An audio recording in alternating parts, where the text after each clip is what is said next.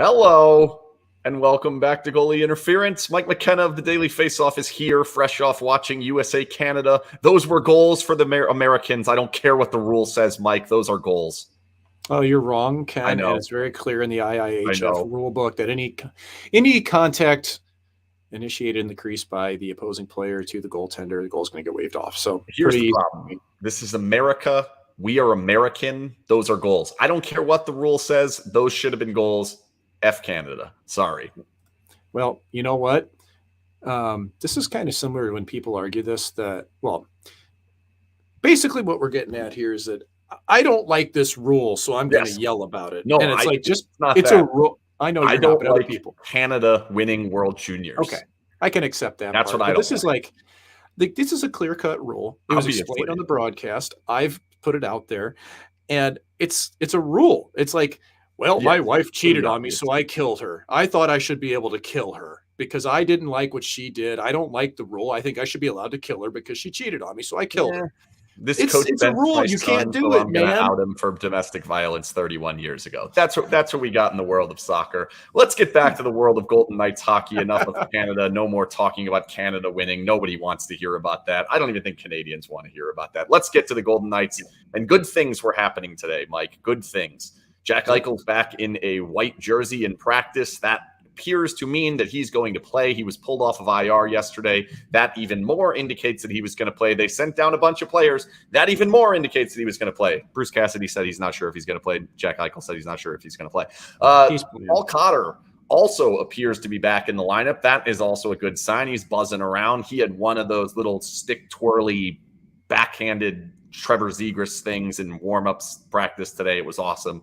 I enjoyed watching that. The skill that kid has, I don't think has even come close to shining through yet. More importantly, Jack Eichel is back. Cotter is back. It appears that Marchessault is right around the corner. We're going to waste no time in this. They have messed with the lines. We're going to get the Jimerson link off of there immediately, and we're going to go straight to the lines.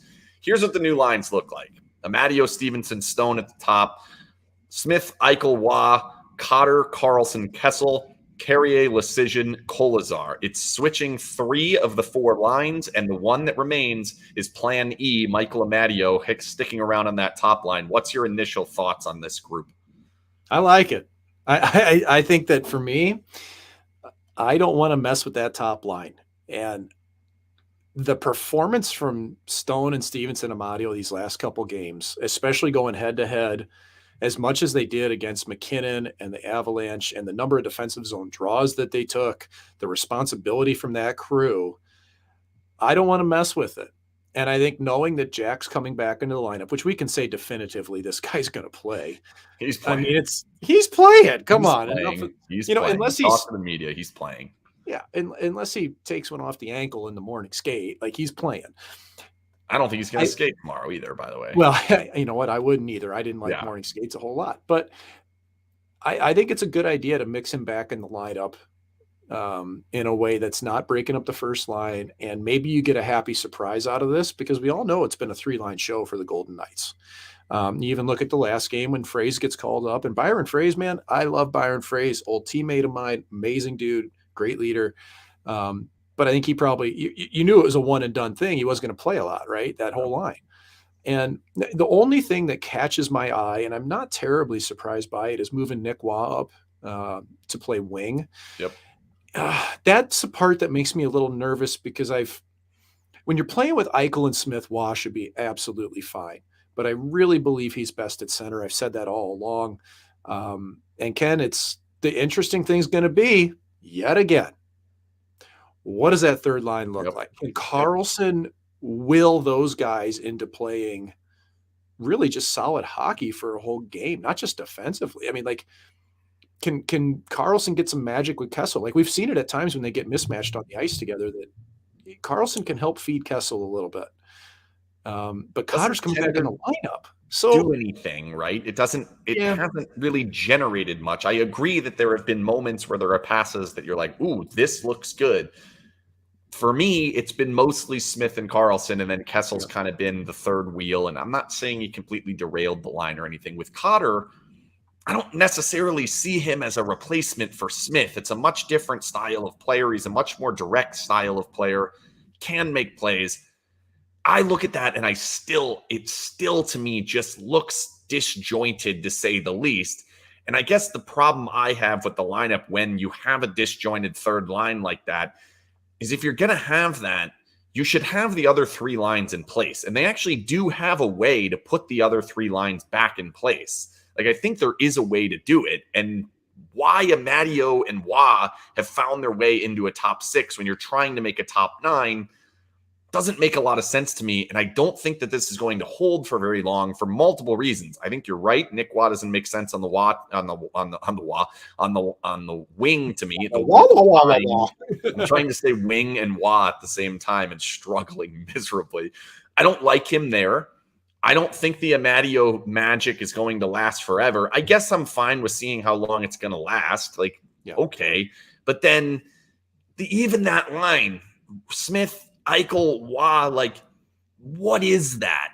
Nick Wah's best when he's holding the puck. Nick Wah's at his best when he's the one kind of creating the offense and then allowing these other guys to just jam the puck into the goal. Riley Smith. Who else does that pretty well, real quick? Who else holds the puck pretty well? That would be number 9.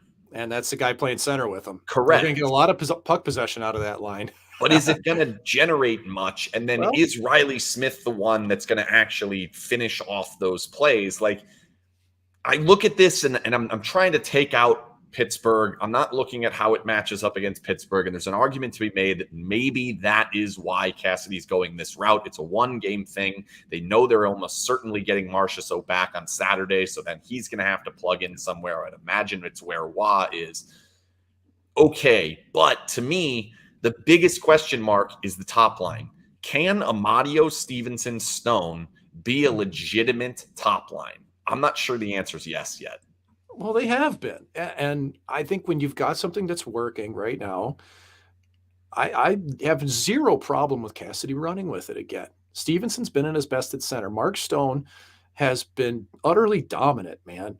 Ridiculous.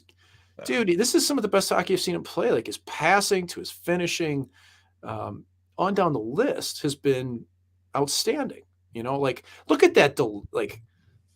Amadio's goal the other night on the delay where they zipped it around between, I mean, it goes from up to Stevenson, back to Stone to Amadio. Petro's like just a decoy, which everybody thought it was going to. Like, there's a nuance and a level of patience to Stone's game that is just it's hard to fathom.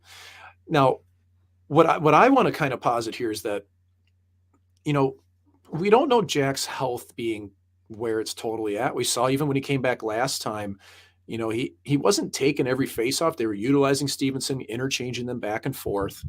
I wouldn't be surprised if we see that yet again, even though Eichel and Wah are both right-handed. I think there's an element to that. And maybe part of this is because Jack's coming back into the lineup. If you flank him with two guys that to me are pretty Riley Smith, first off, incredibly intelligent player, and Nick Wah, a person who can possess the puck and maybe help drive a little bit of traffic into the offensive zone and not put it all on Jack's shoulders, even though it's Jack. Jack's going to put it all on his shoulders. I think that there might be, again, this is me guessing and projecting, I think there might be a little bit of a sense in Cassidy's mind, at least, of somewhat protecting Eichel coming back into the lineup after missing a bit of time.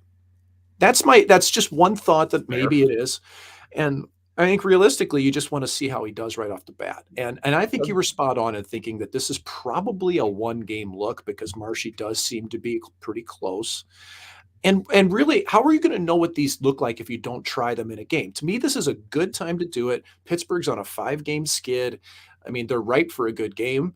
But, you know, Golden Knights, dude, they just got 2 wins that honestly – I was a little surprised that they got not Nashville, but Colorado, and they weren't perfect by any stretch, but man, well, down 2-0 to Nashville straight off the top, and then down 1-0 30 seconds into the game. They're down 2-0 in Anaheim, like when you we'll get into this a little bit more because game state comes into play again. And I think that this is something that we can start looking at is like when they've dropped behind now recently, they were always ahead and then they were playing good hockey in that. Now they've dropped behind and they're playing a different brand of hockey going forward. But like when you look at that Eichel, Smith, Waugh line, is it at full health or anything close? I don't see what the draw is of that line. Like to me, it would make more sense to maybe try Phil there, potentially try Cotter there. Maybe you go with, I don't know if it's Phrase or whoever else can potentially be down there. Dorofeyev, I think, is hurt. I just don't know that Nick Waugh is the right fit there. I like the idea with Smith with Eichel. I don't know what situation that line plays in. I don't know what kind of matchups you're looking at with that line. I don't fully know what the plan is there. And I guess my problem is I'm okay with trying to learn and figure it out if I feel comfortable with the other lines around him. Yeah, you could feel comfortable with the first line. They've been pretty good for a while. Do you feel comfortable with the third line? No. And now your fourth line, which has been better over the course of the last 2 games, shout out to Nick Waugh, the reason why they've been a lot better, isn't there anymore. Lecision's there now. So are you going to get the same production down there? That's the issue I have. I think I would have left Nick Waugh in the fourth line where he's been. They have been giving the secondary scoring, specifically in the last game, basically wins them the game. Nick Waugh with the 2 goals, and then find a different fit there, whether that is, I don't know, Cotter, Kessel, somebody else, Amadio, I don't know. Yeah. Well, you're not going to play Kessel on the top 2 lines if you're Bruce Cassidy. It's as simple as that. We've seen it. He's tried it. It's not going to happen. There's no way to dance around that. So you're trying to build a line that you can maximize the usage of Phil Kessel. To me, you're trying to get is that the point of the is that the reason you want to build this lineup? Like, is that the goal? I thought you might take it there. I don't want that to be seen as the focal point as we got to get Phil going. It's not that. I think for me, it's really that you do have this opportunity. You've got a top line that's killing it. And as beat up as this team is, sticking Waugh in the wing for a little bit's not a bad deal. Okay. And you know what? I wouldn't be surprised at all, Ken, within the first 2 periods if we see Waugh go between Colasar and Carrier. Right. They might even start the game. Right. They probably will. Yeah. With Waugh down the middle, not Lecision. So, I don't think we need to look at this hard and fast. I do think we absolutely should keep an eye on it because I want to see what Will Karlsson can do for Kessel, because Kessel hasn't worked with anybody yet at 5-on-5. Doesn't work with Will Karlsson for the last 8 games too. Yeah, but I will say one thing about Phil Kessel. He had a penalty kill to end all penalty kills last game. That was sick. I don't care what anybody says out there. He was awesome on that PK, and he was out there for 40 seconds. Yeah, two pass breaks up, helped clear the puck. His routes were awesome. He cleared. Yep. He plays hard. Okay, so I know I give him a hard time. I know a lot of people do. Is he good defensively? No, he's not. But but penalty kills different than defensively, right? Yeah. That's widely considered as you suck defensively. We can't use you as a penalty kill option. Yeah. That's not true. You're doing a different deed. It's a completely different job. And I think the part that impressed me the most about him going out there is he's not going to be expected to do that. It's not part of what I think they would ever want. He comes out of the box. He's in that situation. He knew he was going to be in that situation too. There was a draw with 3 seconds and he was coming out.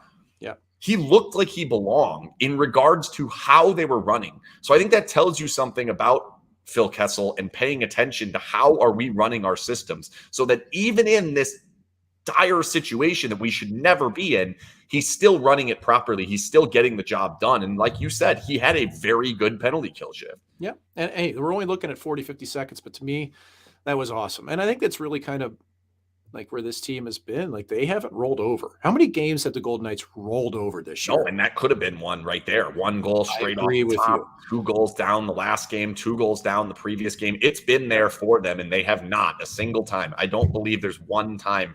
Maybe the Seattle game. Yeah, I guess. I mean, this is a credit to 2 things. It's credit to your coaching staff and leadership. They go hand in hand. Yep. And and obviously Mark Stone is massive in that. Petro, you go down the list, Riley Smith, but this is why you have to have a system that you believe in, and it's at that stage now for this club. And let's touch on Amadio real quick, because we kind of overlooked that a little bit. Can he keep this up? That was the question there. Well, before you answer that, I'm going to tell everyone that this show is brought to you by the Jimerson Law Firm. I was going to say, I think Jim Jimerson thinks so. That's right. The Jim Jimerson Law Firm is one of Las Vegas's preeminent law firms, specializing in high stakes business, civil, and family litigation. When winning matters, what is it, 2 in a row? They lost the one. Yeah, they lost those 2. So 2 in a row when winning matters, when the Golden Knights win 2 in a row, and I think it's 3 in a row at home. Seek out the Jimerson Law Firm and seek out the better banner on the bottom that says goalie interference as I switch it back so we can put the lines back up and go back to Amadio. Can Amadio keep it up? So, I mean, watching him right now, you want to say, yeah, he's pounding it home. I mean, I don't think we're going to break any news here by saying that Stone is really driving the boat here. Yep. You know, and Stevenson's making some space for him. By the way, Chandler Stevenson, how is he scoring his goals on and off the blade right away?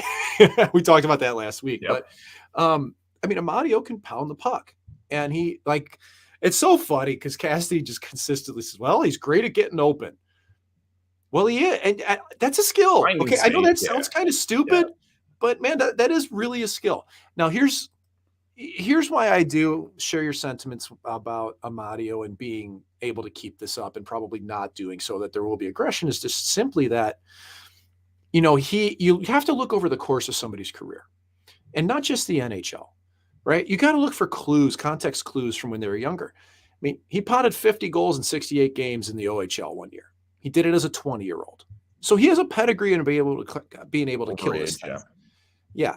Okay. And he didn't do it with anybody crazy with him. He wasn't playing with, you know, McDavid or somebody. But I remember playing against him in the American League and thinking this guy is a pretty good player. He's a threat, but he wasn't a dominant force. He wasn't a guy that I knew this guy's bringing the puck and I got to watch out for it. He needs somebody to give it to him to do that in the NHL level. And he hasn't had a season beyond last year. Like last year, he potted 11 and 53 and it was up and down the lineup. I get that. I just have a hard time sticking with the thought that Amadio could play top 6 minutes consistently, regularly, and get paid to do that in the NHL. And, you know, and for him, it's kind of a tough spot because I think he could play on a bad team. He could probably play like second, third line and fit right in, no problem, you know? And that's what Kessel kind of did last year. Yeah, I think so. And, you know, because I like the guy. I think he's a good player. It's just, I do think you're set for regression. I think you ride this dream pony for next little bit here until it starts to go cold and Jack gets his feet back underneath him. And the best part is the schedule now. We're not in December here. Right. Like, dude, they got through it, man. Like we talked about December being the litmus test. They got beat up. They got through it. They're still leading. And now they got a bit of time to rest here. So I think they're in a pretty good spot, man. I'm excited to see tomorrow. So then Marchessault's going to come back. I think you have to assume they're either going to go with one of two things. Either he goes exactly where Nick Waugh is now, or they put the misfits back together. So if you're looking at that, that would be Smith, Eichel, Marchessault, or Smith, Carlson, Marchessault, and then they make a decision to go back to Eichel up on that top line with Stevenson and Stone. I think those are the two big options. But as you start to look at this and as you start to slot these players back in coming off the injury, actually, Brett Howden, I'm not sure if he skated or not, but he was on the stationary bike on the bench today when we got into the rink after they had opened the doors. Shout out to the goalies for making them open the doors. They were on the other rink, walked through the lobby, and that's how everyone got in to watch practice today. But I'm assuming Howden skated. So Howden's probably not far off. I'm not sure on Dorofeyev. I'm not sure that it matters. When you get to that point, when you start getting to, okay, we've got Cotter back, we've got Marchessault back, we've got Howden back, are you comfortable with what you've gotten out of a lot of these other players along the way, Amadio being the chief of all of them to this point, that you feel like you have enough to make something happen on a 12-man forward lineup? Because I'm not sure I'm there yet. Looking at it, I don't think there's a defined role no matter which 3 players you take. I don't know that you could define a role, whether that's Stevenson, Carlson, I don't know. And it's important to note today that Cassidy did mention he sees the lineup having Eichel, Stevenson, Carlson, and Waugh as the 4 centers. He mentioned those 4 specifically. I then asked, would you consider Jack on the wing? I thought the answer would be no. He said no, basically. He was nicer to me for it. But do you see a third line in any group, any way to make this? Do you see a third line that can actually make some sense? When they trade for somebody. Okay. And I'm just looking at this as plainly as I can see it when you get closer to trade deadline, because it's starting to heat up at this point. This is when teams really start to evaluate what they have. And, my prediction, my thought process that Phil would probably chuck in 40-something points this year, it's not happening. And 5-on-5, not going to happen. I don't know where your answer is going to be there. And I don't think, in my eyes, I know there's a ton of buzz around Paul Cotter and what he's done. I don't think he's on the playoff roster. Not roster. I apologize. I don't think Cotter's in the lineup when you start consistently in a healthy playoff lineup. Yeah. I don't. I think if you keep Carlson and Phil together and you slap somebody along in that grouping, that's a bona fide NHLer, maybe you can go with it. I think Waugh goes back to playing with Carrier and Kolasar. You got to think towards playoffs. You want to have Waugh between Carrier and Kolasar, even if Waugh deserves more. He does, but his role, right? You need that. If you're going to get it done, if you're going to get to the point where you win a Stanley Cup, every single Stanley Cup team, you look at the bottom 6, and somewhere in there's at least one player that you're like, that guy's way better than that. That guy's accepting the role. He has to be that guy. Cogliano, Helm, these lower guys from Colorado last year, right? And, Stevenson was a great example of somebody who was data mined out of that. For sure, he's a third-line winger, bit piece for fourth. He's a fourth, yeah. My buddy Lindsey Brown tweeted, "This is the greatest trade ever in Vegas Golden Knights history." I'll still take Mark Stone. And I think in terms of the value is really where you're looking. I still want Mark Stone. Okay. That we could argue that all day long, because I've heard this argument before. I don't think it's a crazy one. I'm not saying it's like I'm way on the outside doing that, but I do think that the deal to get Mark Stone was a game changer. And I will not be the person to sit here and argue to the death over this because they needed both. They needed both of them because of this. But in terms of the value of the deal, because, man, look at what you got in Stone. You got pretty much as advertised offensively, but you also got the leadership, right? And your captain. You just can't trade for captains like that. Right. So, well, unless they're Golden Knights, in which you could trade for 4. Yeah, you can. But that's signed one. One was a free agent. Your good teams have a lot of that. I mean, here's the thing. Let's think about this. Will Karlsson's going to probably play third line. This might happen a lot. That's fine. I bet you anything, if he chooses to do it, the guy I'm going to talk about here, Jonathan Toews, would be a third-line center for an NHL team on a playoff run if somebody were to choose him. So we're at a point. This team, or you're not saying? No. Okay. I'm not saying Jonathan Toews is coming to the Golden Knights. Okay. Absolutely not. What I'm saying, though, is that we're at a point in time where your third-line center could be a 5-6 higher $1 million guy. That's the go down this road. Of that, say that's the plan. Let's say it's Carlson is the plan, more so than Stevenson. I'm not sure how we fully get there. Stevenson would then end up being with Stone. Eichel would then have to fit in with presumably both misfits, would be my guess. I think that's the way it would have to work. Either way, if you do end up with a lineup with Carlson coming through. By the way, I keep getting like a bad connection. Is the connection shitty on your end? My connection is fabulous. Okay, my connection should be fine. But if we're, let me know in the comments either way. So what I'm looking at is, all right, so let me pull the lines back up here. If Carlson's there, you can take Amadio and put him wherever you want. So take him out of the top 6, and you're allowed to use anybody but Stevenson, Stone, Smith, Eichel, and Marcia. So you can't use any of those 5. You now need to make a third line. To me, Phil doesn't make sense with Carlson. I just don't think that's ever going to actually work. I don't think Carlson's offense is going to come through, and I don't think Phil can pull across Carlson's offense, and I don't think Will can pull across Phil's defense. I just don't see that working. So I look at that and I ask myself, Do we try to make that a third line that can score? Do we go get a Jonathan Toews or Patrick Kane, Vlad Tarasenko? Do we try that route? Or do you maybe go the less costly route, the easier way to mine some players out of some other teams and find the defense first guys? Find the Phil Deneau lights, those types of players that will be able to play with Karlsson, be able to play 70% in their defensive zone, and maybe only cost you a third round pick and not necessarily having to hold $5 million of salary. Like, is that actually a viable plan? No. I'm looking at it and thinking it might be.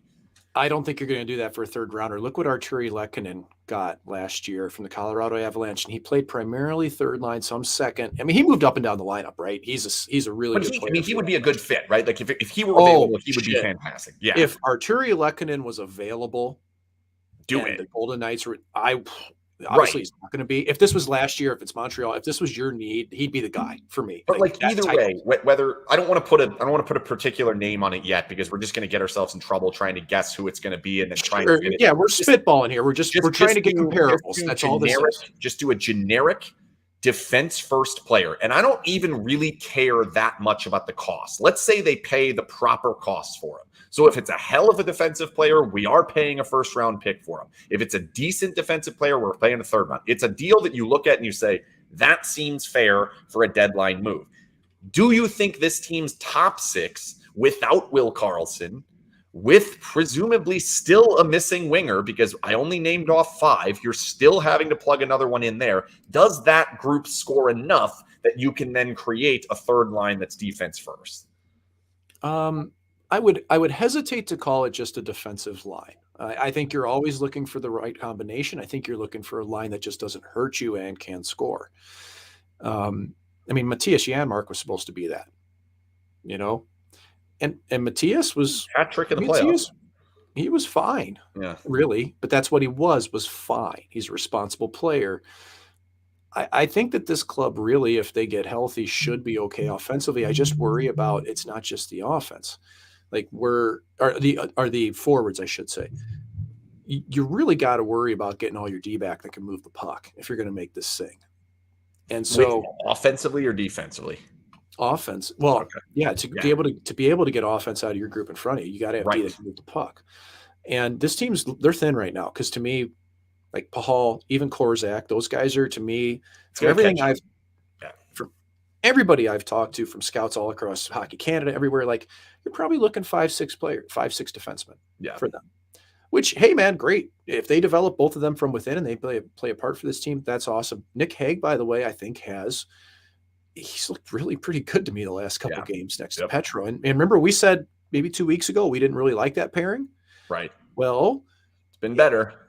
I mean, patience, time, all those things. I'm not sure I'm still fully comfortable with that in an important situation. Okay, we can do it in January and December. I'm not sure.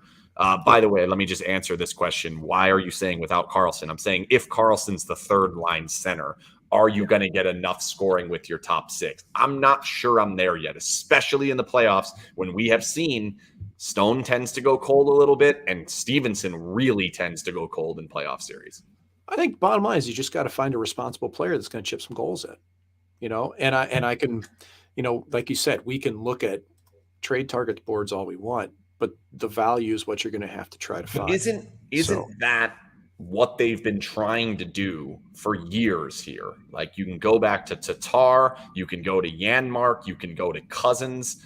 They've really never gotten it quite right at the deadline, trying to buy third line player that exceeds as best a third line player, because inevitably what you do, this happens every single time, when you want to buy a third line player that's going to make your team better, you end up buying a second or a first line player on another team, looking at their 40 points over 55 games and saying that's going to translate to a half point per game for us. Then you get him here. He's playing 18 minutes wherever the hell he was. He gets here and he's playing only 13 without power play time, without penalty kill time, without 6-on-5 time. And all of a sudden, we end up giving up a first, second, and third round pick to a guy who's a healthy scratch in the Stanley Cup final. Like, That's the fear I have, where I'm saying maybe it might be better to say, okay, we're not going to get offense out of Will Karlsson.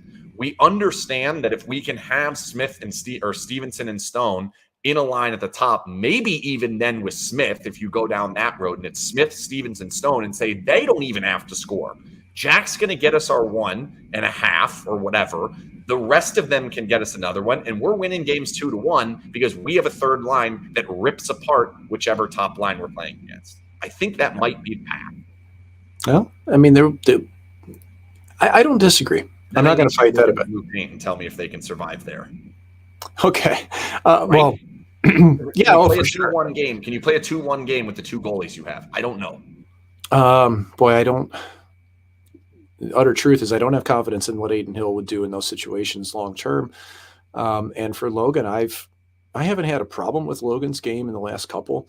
I think the narrative will turn if he allows a goal in the first two shots, it's going to turn into what's wrong with this guy. Even though I don't think either of those goals were right. Poor, it's McKinnon, ridiculous. Yeah. I mean, 98% of that's incorrect to say 98, but most times those players are trying to shoot short side when they come in and Thompson's making a read. It goes bar in the other side. He's flying. Okay. And I mean, Forsberg's goal, I'm trying to think how the first goal went in against Nashville. It's when Forsberg went all the way across the front of the crease, I think. Oh, right. And he slid all the way out. Yeah. I mean, the guy should shoot the puck by the middle of the crease. Yeah. You're just trying to get something. Yeah, you just didn't do it. Yeah. I would really hesitate people to just look at this by simply saying, well, but so just the course of the entirety of what we have, do you feel confident saying we're going to only give up 1 to 2 goals a game throughout each of the playoff series? Or do you think this is a team that's going to have to get to 3, maybe 3.5 per game in a playoff series? I think that's hockey in general. I think I would argue that's probably the same, unless you have the Vasilevsky, the Sorokin, these types of elite superstar goalies. I'm not sure they have it. So that's where I start saying, okay, maybe we do need to go back to supplementing that blank spot in the lineup at the top, which is currently filled by Amadio. Perfectly fine for him to fill it at the moment, but I don't think he's filling it in the Western Conference Final against Colorado. I don't think so either. And let me touch on the goaltending. I don't think they have a choice at this point. What they have are the 3 goalies they have. And when's the last time a team went out and got a goalie mid-season to win it? So it's not even worth it. Yeah. But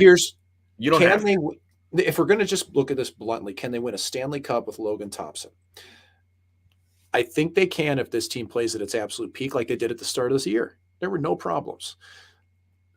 But at the start of the year, you're not facing top 2 team in the league or top 4 for 7 games in a row, right? 7 games. And the level of scouting, the level of preparation is through the roof. Right. It changes. You sit in meetings for an hour or 2, you fine tooth comb everything. You've got the opposition's goalie coaches absolutely picking apart every goaltender. And the simple truth, and Logan's got a 915 save percentage, man. He's got wins out the ass. Yeah. He's done absolutely what he should. But so long, there are parts of his game that I think are vulnerable compared to a Sorokin, compared to a Shesterkin, compared to, some of the other more stable goalies. Now, the Avalanche went with Darcy Kemper in that last year, and Kemper was even hurt. He's playing with one eye, more or less. It also shows how good Colorado was. Vegas isn't as good as Colorado. That was an elite skating team. That team was one of the best teams we've seen in a while. The 18 skaters were tremendous, and they lost a crucial player along the way, and it did not affect them. Right. And Ken, probably 2/3 of the goalie coaches in the NHL I've had at some point. Maybe not 2/3. Let's say half even. And you know what? Sometimes I still talk to them, and my assessment on things is never just my own eyes. It is backed up by what we all talk about. And so that's where, his goal for the rest of this year is to get his game to where the consistency is there. The stableness is there. He's not pushing. He's just comfortable. You just want to see him be comfy in the crease. And these last couple of games, I think he's had more of that. Like I haven't seen him push. He was, for me, man, he was really pushing hard leading up to right before Christmas break there, And I think that he's kind of settled it back in. And so we'll see. But, I'm kind of, just for the fun of it, I had to bring up the trade targets board from our daily face-off. And it's, Tarasenko's on there. Well, James Van Riemsdyk's on there. I'd kind of like to see JVR in a Vegas Golden Knights sweater, man. Like this guy's got a nose for the net. He's a pretty good player. Knows what he's doing. Like he's got a big salary, but what if a team will eat half or whatever? I don't know. There will be players out there. St. Louis. Are they one away? Are they one like? Because I'm going back and forth on it, and the reason I say that is because the first 15 games, it's hard to get out of your mind looking at saying, okay, they were really healthy. They were playing a style that they weren't even fully tuned into yet, right? Like their first 15 games under Cassidy, and they're doing the thing. Like they're doing it at a level that you say, okay, well, if they can do it 15 games here, why can't they do it 25, 82 games from now? Again, if you're healthy. And I'm fine having looked at where we're at with the injuries. Maybe we need a little bit more information on Eichel. We certainly need to get closer to the deadline. We don't need to make any of these deals now. But when you have those 15 games, you have the way that they played. You look at the scoring drought that happened afterwards, and then the injury started to catch up, and you start being where you're at. Okay, but then the last 4 or 5 games, they've been pretty consistent. They are scoring, they are generating, they are doing what they need to do. And you start to say, okay, are we actually depth away? Are we actually more saying we need to find another Michael Amadio fill-in that can get us 5 goals in 9 games here or there in a pinch? We don't need 7 goals, whatever, a playoff series, which is what you're hoping for out of Tarasenko, which we were hoping for something like that out of Tatar. Like, I'm starting to ask the question of, like, maybe it's depth. Maybe it's depth and defense. And then if you end up dealing with some of those injuries, you can lean back on saying, nope, we're just going to lock the shit down. We're going to play a defensive style. We're going to keep the game easy on goalies, so we don't need goalies stealing the game. And we're just going to deal with our power plays, zipping the thing around and finding us goals when we need them. There might be an argument to be made that they're 2-3 depth players away as opposed to 1 superstar away. Oh, I totally agree. I think they've been missing a depth right winger all year. That's as simple as that. This team is still constructed pretty well. And when they're healthy, especially. If everyone playing to the level that they can. And if I can't get off this. How much does Stone scoring in the playoffs concern you? I'm not, it's not even on my radar, Ken. See, it's huge for me. I know it is. I know it is for everybody that's watched this team for 4 years. Or sorry, since he's been there is what I'm trying to say. I mean, he dominated the first time in that 7-game series. He had a hat trick. He's had some good moments, but over the course of series, it has caught up eventually. For me, I'm gonna keep believing in him as a player in the playoffs. I'm just going to, whether I should or shouldn't, whether past precedents or anything.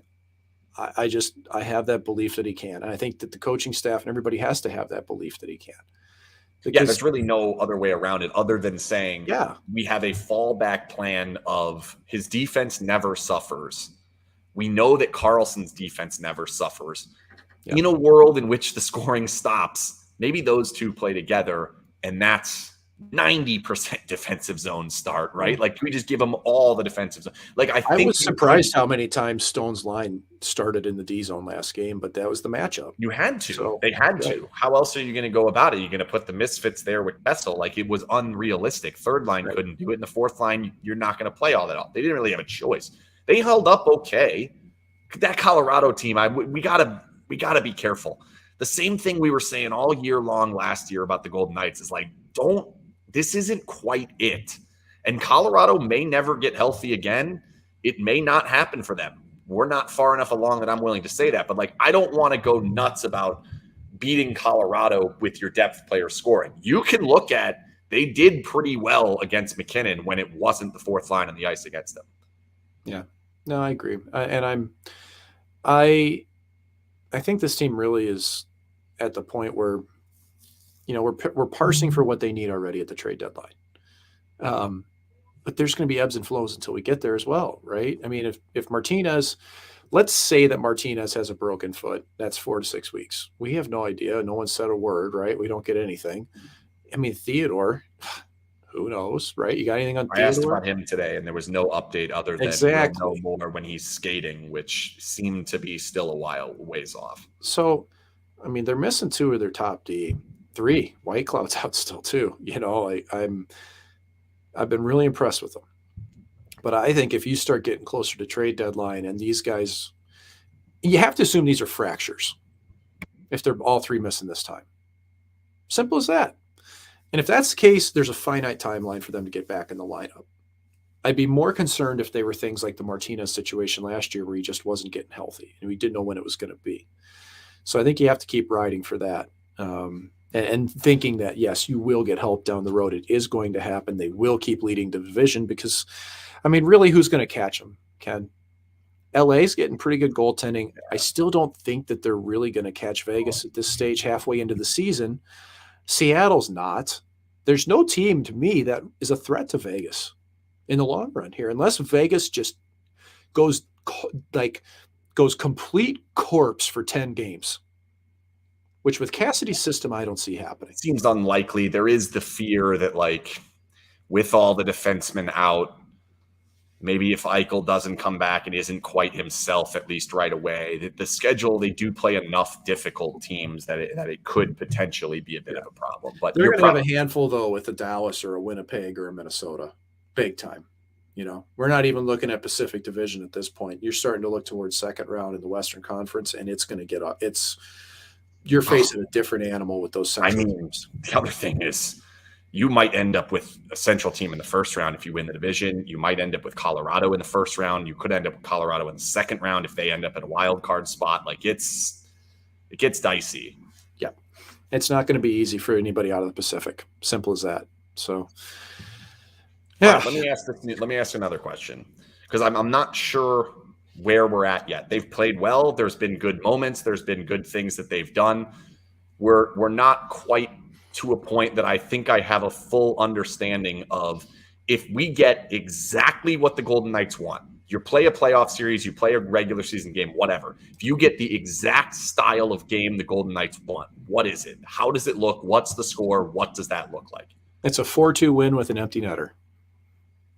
A 4-1 win with an empty netter. Where's the puck possession and all that? Are they dominating puck possession? Are they? Yeah. Yep.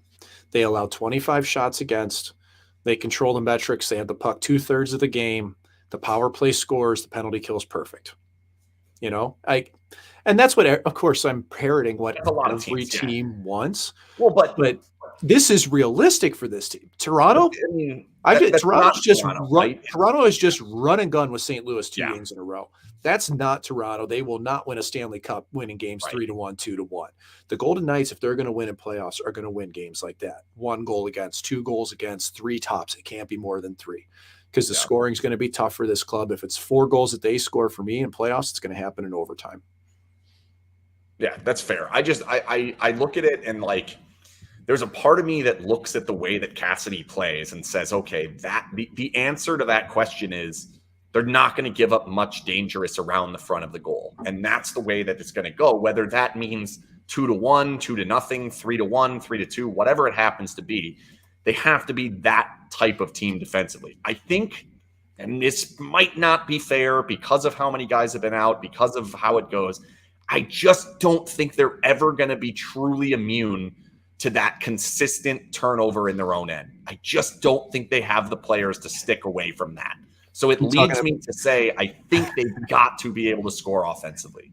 You talking about Nabber going up the middle and getting picked off, which is so uncharacteristic. Yeah, and that one was frustrating. They've had a number of them in the past. There's also Kessel defensively in the last game. They just kind of they force their way with, he also forces his way with how many minutes he's playing guys, which ends up leading to poor gaps in the third period, which ends up leading the defensemen or the forwards and the wingers having to do more. And they're not necessarily great at that. Not all of them. it just doesn't seem to me like that's going to be the picture, which is fine because they've been good at different things. The penalty kill has been good. The power play has been good. They're very good off the rush. Historically, they're a good Corsi team. They're not really that anymore. I don't think they're a team that's like, soccer style 70% possession of the game or whatever. They're not the running football team. No, but I think that when you sit there and you say, okay, do they have to win the possession battle? I think the answer is still yes. And I think that there needs to every be team has to. That. No, I don't know about that. I do. Montreal didn't against Vegas. That's for sure. No, but Montreal didn't win the Stanley Cup. Montreal and Dallas both did win the Stanley Cup. And Vancouver didn't against Vegas. Like there's an argument to be made that you don't have to be that. I just don't know that they can go to, we're going to play a good team that has the ability to score in the offensive zone and just sit in. I'm not sure that they can go that route. They've done it the last couple of games, and it's biting them in the butt. Yeah. Yeah, I hear you. I feel you on it, but I think when this team's at a full lineup from what we'd seen early in the season, you can bank on them being able to play shutdown hockey. The hard part is this team going to be healthy? Like you can't bank on these things, and that's where it's tough. And I think it's hard because I think that they're, especially the D. I have been impressed with Pahal and Korzak in their limited time and what they've done, and I even think Ben Hutton, man, like. He was buzzing around the last couple games. He's going to goal. It's weird. All of a sudden, Ben Hutton's like, I'm driving the net. Great. He's Mr. Forehand Backhand, dude. Like, but I think that's. I mean, this team right now, as it is, isn't going to do anything in playoffs with who they have total. But that's fine. And that's the way it's going to be. Expect that, right? Like that's not a problem. So, I just look at the first 15, and then beyond that, they were healthy up until like game 23 or 24 or so. And they went from winning every single game to teams starting to understand, okay, let's stop throwing 40 shit shots at the goal every single night. Let's start trying to play. And from that point forward, they weren't quite as buttoned up. They weren't quite as able to live in their own zone as they were in the beginning. And we started seeing those exit problems. We started seeing some of that. And that's where I look at this and say, like, man, would it be nice to know that at least one of the top 6 groups is getting the good matchup more often than not. And the only way you're doing that is that third line has to be able to defend at a high level. And I just look at the roster as currently constructed, and I don't see how they can do that. Yeah, I wish they had Alex Tuck still.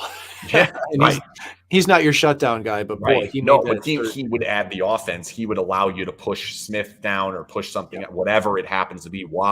However, I completely agree. Let's bring Jason up. Homegrown talent.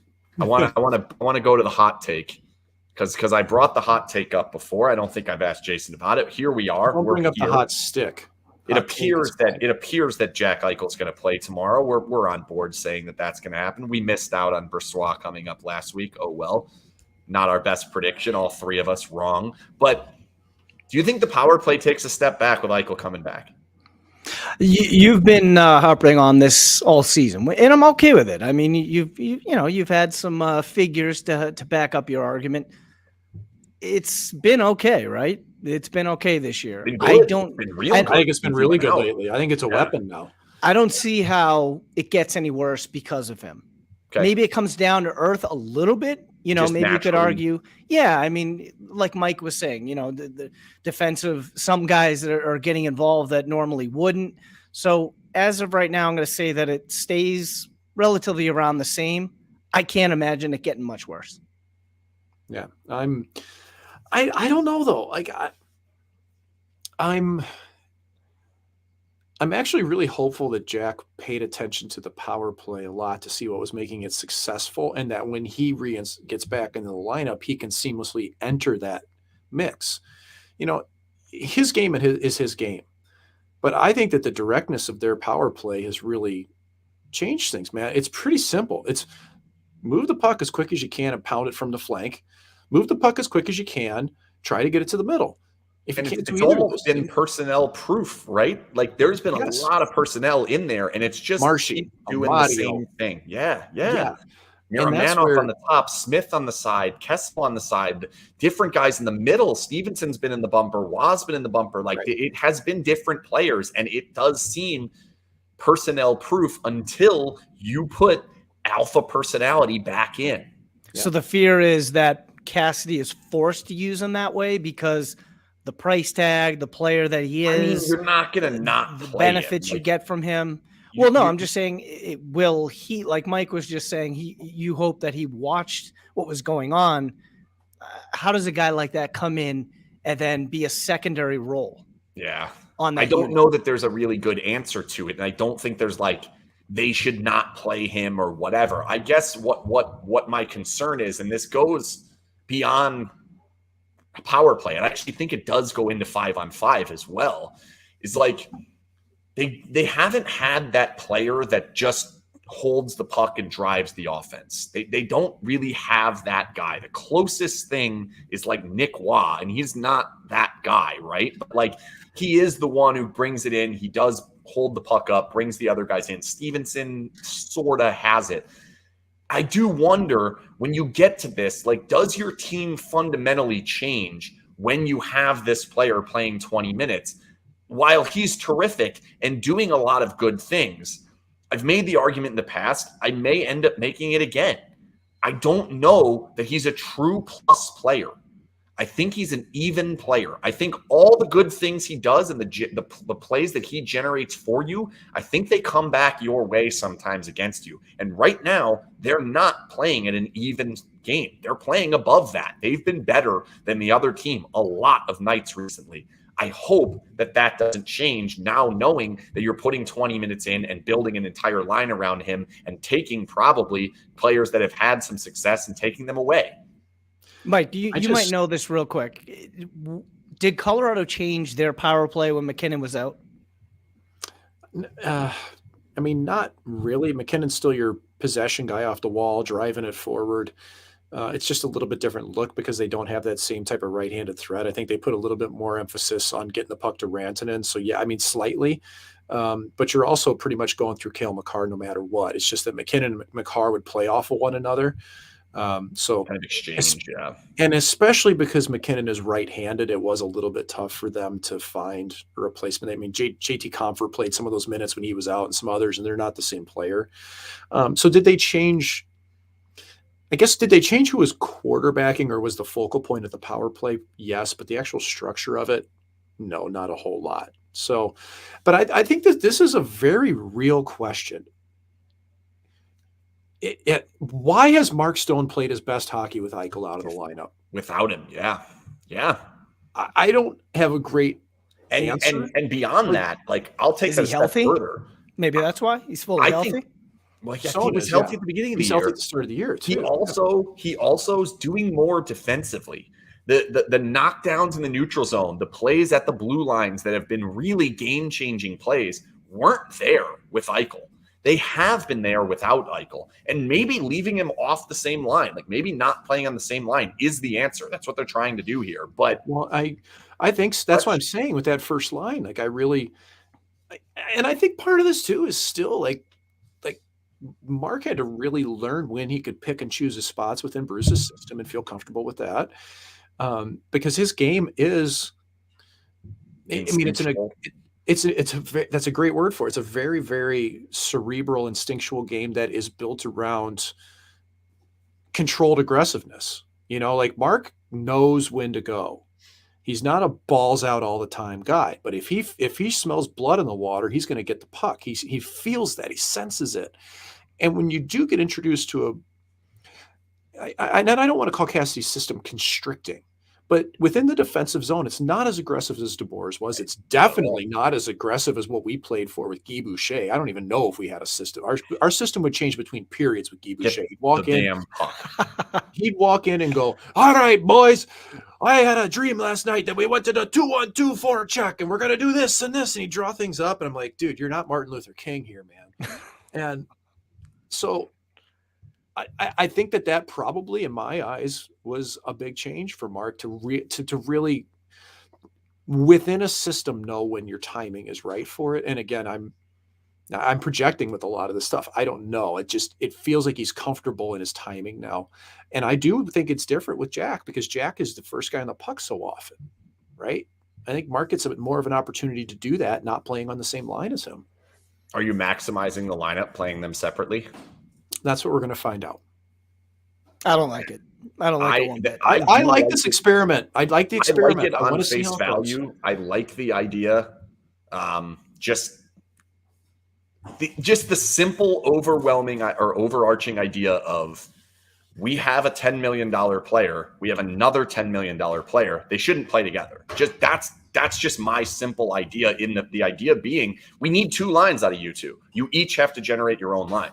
This might be the way to do it. I can't get off the idea that like you're not getting 5 goals in 5 games from Michael Amadio. You're just not. And you might get it for the next week. You might get it for some time in March. You're definitely not getting it in April and May. And it's just not going to happen. Like I guess it then becomes the question of like, are they buying into this? And by they, I mean the front office. Like, is the organization buying into this guy's it?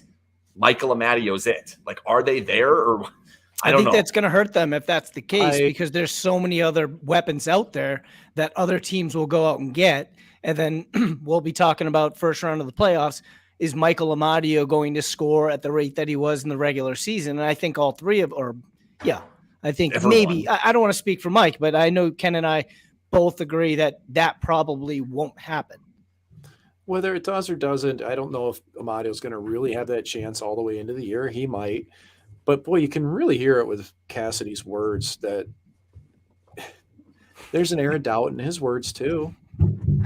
There really is. I mean, you can just hear, well, he's done a great job. Well, he can get open. Well, he's scoring. We got to go with him. Well, he was plan E. Like, no, Bruce Cassidy now at this point, I want to send him a Missouri license plate because he's more of a show me guy than I even am. And that's saying something. And I feel like every year or every show we do, I'm a big Cassidy fan, but these are the things. And I really am, because I think he's a good coach. Doing a good job. He's doing a good job. Dude. They're in a good spot. They're where they need to be. They're getting healthy again. He's found a way to use young players. The penalty kill's coming along. The power play's coming along. I think he was the right coach for this team. I believed it when they hired him, and I still 100% believe it. But the lineup deficiencies are real. I wish his messaging would be a little bit different. I know you love that honesty, Ken. I know you just absolutely eat it all up. But he says a lot of things that honestly, though, I just go, I just wonder how. Speaking of that, and I don't think this one's good at making his players want to go out there and say "fuck you." That's what he's good at doing. Go ahead. Maybe they should. He can take it. Maybe they should go out there and say "fuck you." I would enjoy that too. If somebody wants to come up and say that about Cassidy to me, I'll publish that, no problem. But today he was talking about kind of the next step. There was like an evolution that needs to happen inside of the system, where they're learning how to play the system. He claimed at the beginning of the season they were, or actually I think it was Lawless asking the question that claimed at the beginning of the season they were kind of thinking too much. I want to say he borrowed that from something Cassidy had said. Not sure where you get that based on the performances from the first 15 games. Nonetheless, it's like we're thinking too much. I think that's what we expected coming in. Didn't really play out that way. What's next? Like, what do we want to do next? And Cassidy kind of said that the plan is, now that we understand and we're playing more instinctually inside of this system, I want them to start taking advantage of opportunities to kill plays earlier. When there's line changes, when there's a bad matchup, when there's a puck carrier that shouldn't be carrying the puck, those types of things. He wants guys to step outside of the structure and make those plays.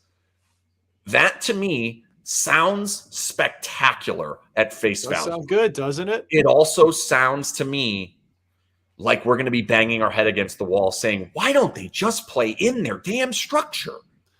Well, because you have to look for growth within a year. And we just talked about a player who's had that. Mark Stone. He's, whether it was just Eichel going out, or whether it was adapting to the system, or whether it was just him finding his footing again, he has learned, maybe not learned, but he has definitely felt more comfortable in my eyes of choosing when to force the aggressiveness that he is so good at. And I think that if you're Cassidy, I think he probably wanted the team to be more aggressive off the start at times, and it just wasn't quite there, So you kind of you preach what you can do, and you build as you go throughout a year. But I feel you, especially with the lineup as is, Ken, that we could be banging our head a little bit, And if there's anything about this team that does worry me, it's when that puck gets hemmed in and they're just grinding for a minute and a half, 2 minutes. It happened last night. On Monday night against Colorado. They had an extended time. I think it was at the end of the second. I think where Smith got stuck out there with somebody forever, it felt like. Yep. And that's a point where you just ice the puck. You just is that? I feel like we go to that and we're all going to agree, if they're living in their own zone for 2.5 minutes, that's everybody, right? That's every single team. You can't have long shifts. I guess my question being how do you avoid that? Can they avoid that more? They did avoid that a lot under DeBoer. They very rarely played extended shifts in their own end. It feels like once a game we say, well, that's the shift where they lived in their own end, and it always ends in a goal or a penalty. That's because we've been over this. It's the nature of playing a zone defense. It just it can be avoided moving forward. Is that it can't? You have to. I love using the word nuance with it, but you kind of got to learn when. There's a time to just flip it out of your zone and go chase it, extend the zone and get it out. It's not always perfect when you get it. And I think that, yes, there are times that can happen. We just had somebody in the chat saying Petro had 2 shifts at 3 minutes. There's a great example of it. It's a good thing he's a thoroughbred, but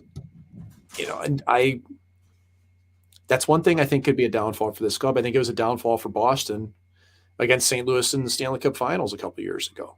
Yep.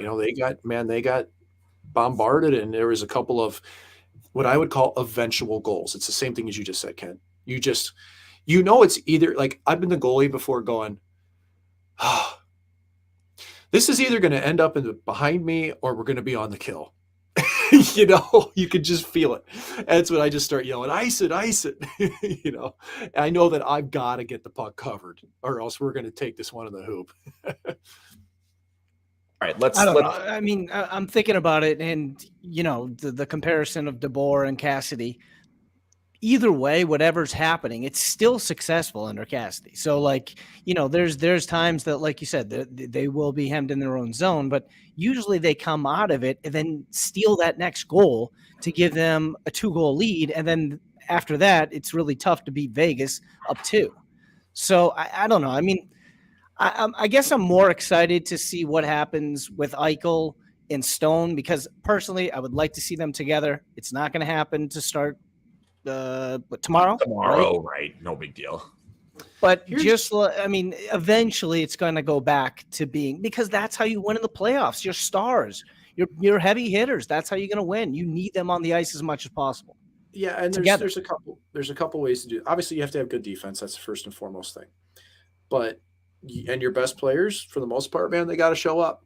You're not going to get carried by your third and fourth guys, even though they've got to be pieces to the puzzle. But you win Stanley Cups by attacking in waves and coming over and over and over and being hard to play against. And if we're just projecting this out, that is not the Golden Knights right now. They are not that team yet. They are not Carolina, man. I would tell everybody to go watch Carolina a couple games. You want to see a team that plays disciplined in their structure and just keeps bringing it. That's a club. They don't have a great power play. They don't have a great power play right now. Pacioretty will be back soon. I think he was actually activated today. He should help their power play, but they're going to load up. That's a team that'll probably go grab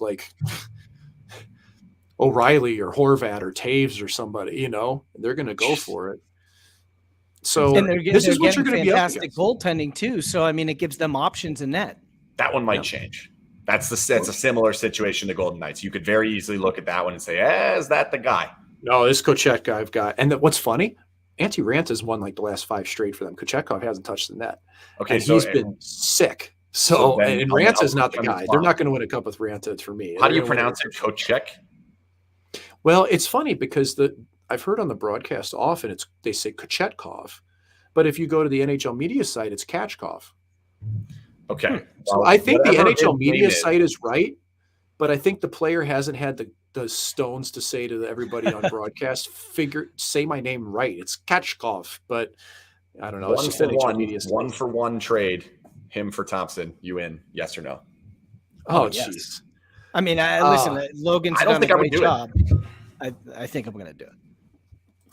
With that contract, though, for Kachkov, but you got Thompson's even better, and they need the cap space with Vegas. I don't think I would do it. Just because he's playing behind Carolina. Like, I think that's the elite situation to play in. And I've watched him. Nobody would be better. He's awesome. He's good. All right. I can't say I've watched him nearly as much. I'm in the same spot I've been in. I know what it takes. This guy's core. I just did a breakdown on him the other day, and this guy's core is so strong. He's never on his back. He's never on his chest. He's so balanced. The only time he's on his back is when he absolutely has to go to a post, and even then he uses his theory. He's got, honestly, Kachkov probably has, like, aside from Flower, probably the best stick in the league in terms of breaking things up and his awareness. So, and I know this even more about Carolina. And you think Rod will start him game one in the playoffs? All he's done is win. I think if he keeps it going, I think so. But you got those two guys, Thompson and Kochetkov. They're the two best value contract goalies in the NHL right now. They will be for the next several years. And that's a good place to be for either team. Okay, let's get to something I wanted to promote because it's one of the better things that happens in Vegas, and I don't think we talk about it enough. There is a police versus firemen hockey game going on at City National Arena. Or no, it's at Dollar Loan Center this year. What am I talking about? It's right there on the thing. I'm way off. And their tickets are $30. It's on February 11th. That's a Saturday, 12:30. It's just an awesome thing. All the money goes to charity. It's really cool. I highly recommend going out there and watching that. And I just want to make sure we put that across before we get out of here. Any comments on this? Mike, they take these things seriously. Well, that's the big one. You'll probably see 10 fights at these things. The guys are just absolute maniacs on the ice, but it's always for a good cause. And it's Guns and Hoses is pretty popular in a lot of cities. And I should also note that as it says on there, purchase of each ticket receives a ticket to a Silver Knights game. So it's not just getting the ticket to this hockey game. You also get a Horsey's ticket as well. Let's make some picks. They play twice before we do another show next Wednesday. Pittsburgh at home. They've lost 5 straight. They've played pretty well in a lot of those 5 straight. They played pretty well in the Winter Classic. Like, there's no doubt about that. They had a shot to win that game and didn't happen. And then they also had a shot to bring it to overtime if the game was 6 minutes and 60 minutes and 1 second. But they have lost 5 straight, and they're coming in here. We'll see. Golden Knights getting healthier. And then Saturday, LA. It's been a tough matchup. Been close games, been tight games. LA is going to want that game, and that one could potentially be for first place. I think they beat Pittsburgh. Casey DeSmith will play goal. Jari took a shot off the kneecap in the Winter Classic, I believe, is what I'd seen reported on. Yes, that's correct. And so I think Jari is out, I would say, but if not, I love Jari. I think DeSmith is good, but I think Jari has an X factor, especially how he handles the puck. And Vegas can't just give the puck to the goaltender. So I think they beat Pitt, even though Pitt's on a big skid, and I'm hesitant to make that call. Me too, because have you seen Mike Sullivan screaming over the past 5 games? I know he's a screamer, but holy smokes. I mean, he's going directly at his players. Yeah.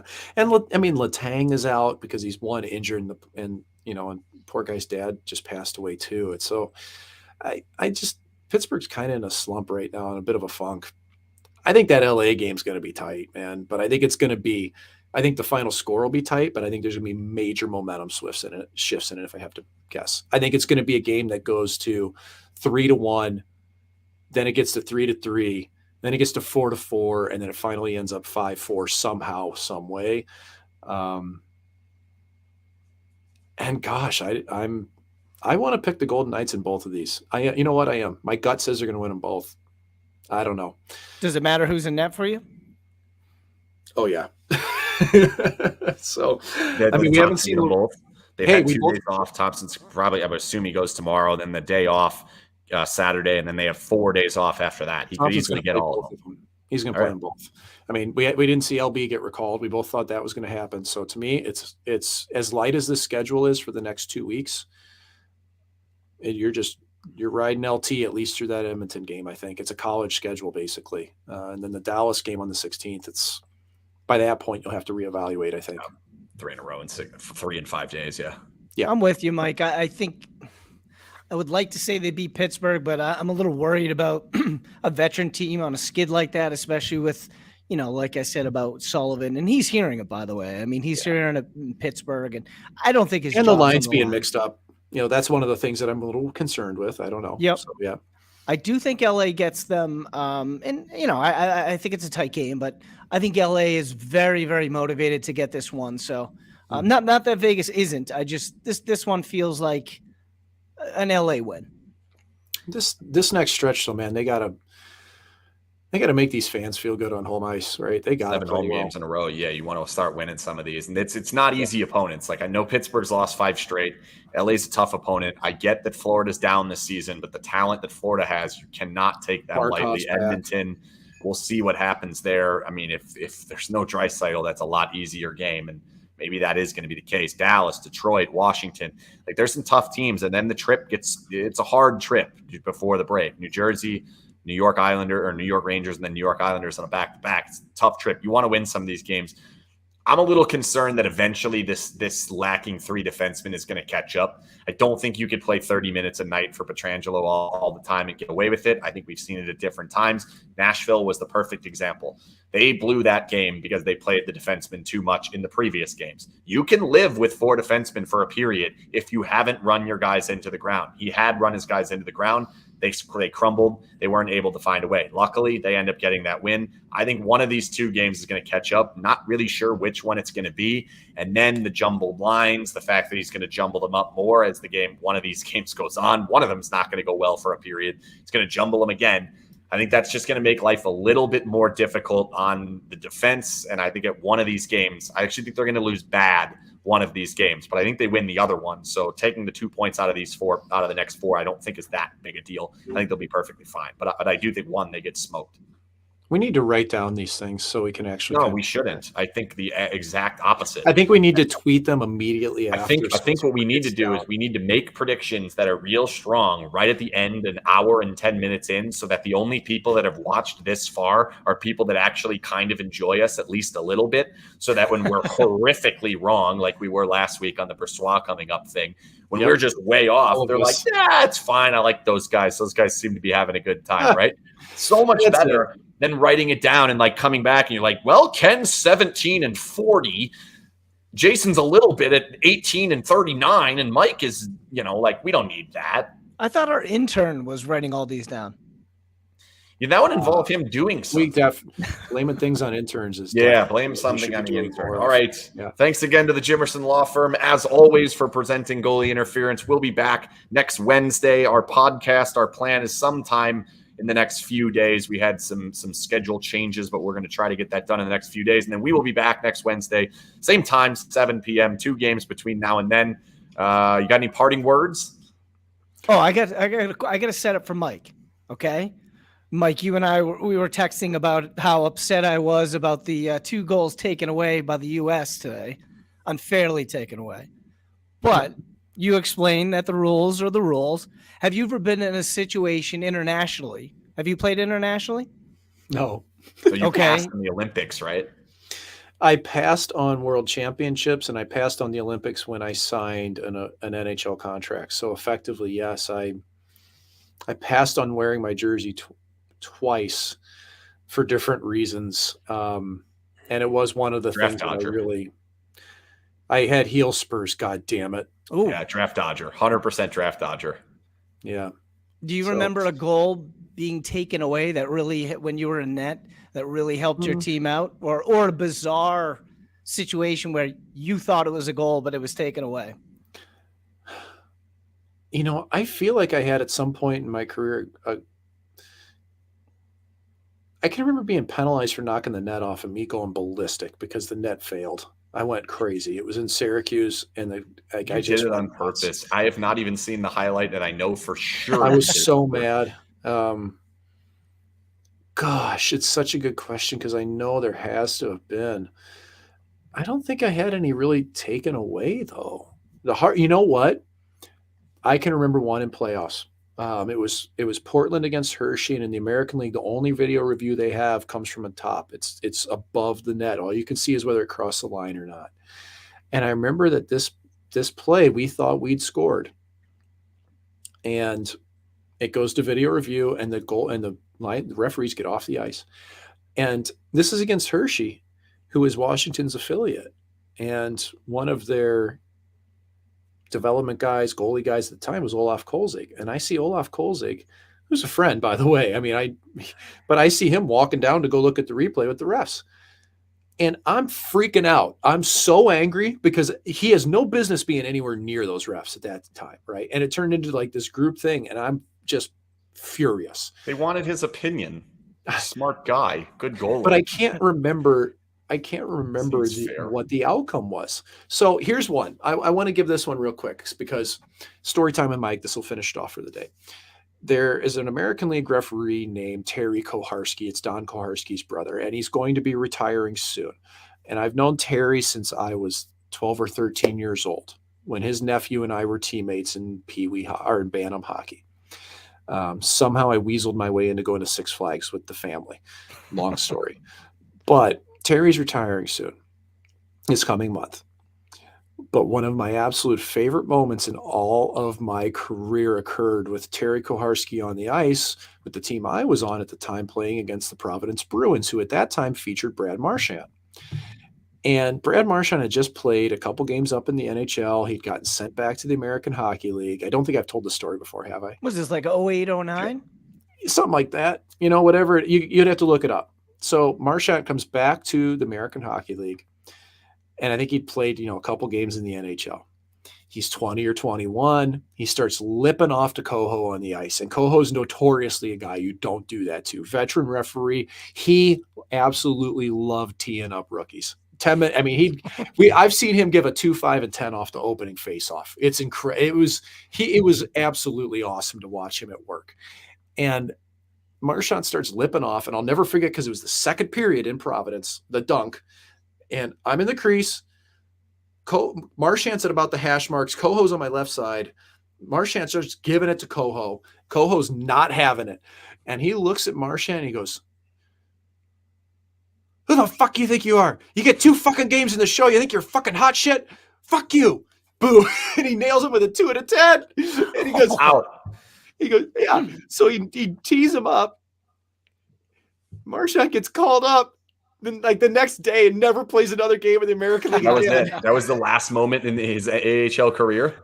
It wasn't his last moment. He got 10 and he came back to the game, but it was the last game. He goes, "Well, you think you're fucking hot shit because you got 2 fucking games at the show?"